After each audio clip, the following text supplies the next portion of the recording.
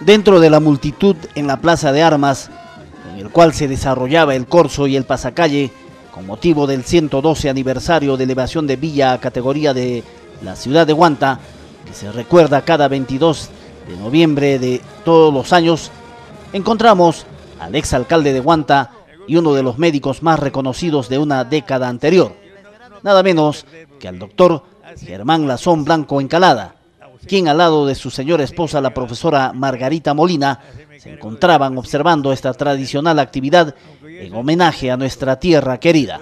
No se puede saludarlo. El gusto es mío.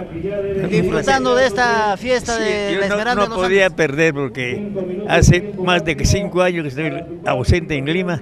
Recién he llegado a mi tierra a hacerme cargo de mis pacientes y el hospital.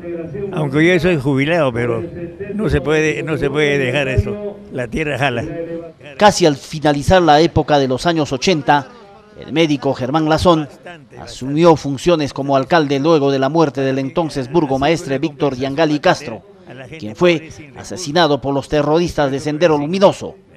Además, fue varias veces director del hospital, donde trabajó por muchos años en este nosocomio, ayudando a los que más necesitaban.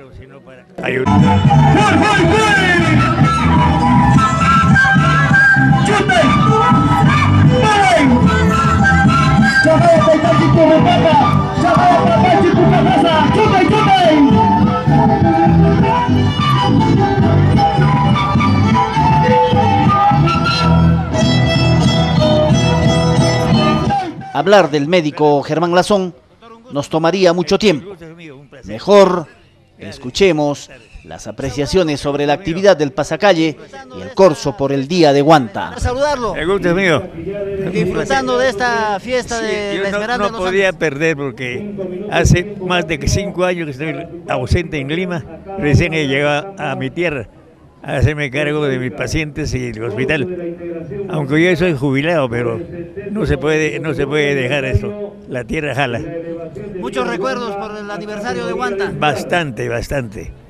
Y sobre todo para mí ha sido una compensación atender a la gente pobre sin recursos. Por eso me dicen a mí, es el médico más pobre que hay en Huanta. Y con orgullo lo acepto eso, porque uno no se ha hecho médico para acaparar dinero, sino para ayudar a los prógenes. Doctor, un gusto saludarlo. El gusto es mío, un placer grande. Gracias, buenas tardes.